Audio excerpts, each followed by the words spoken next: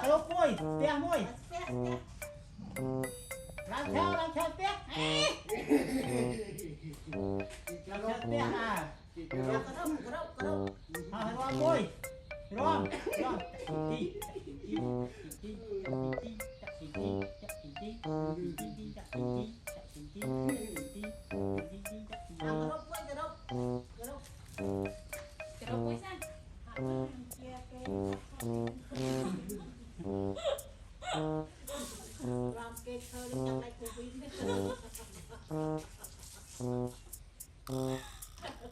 nâng mày về tay mau cho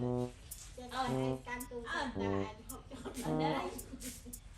hai mạng rồi kinh rồi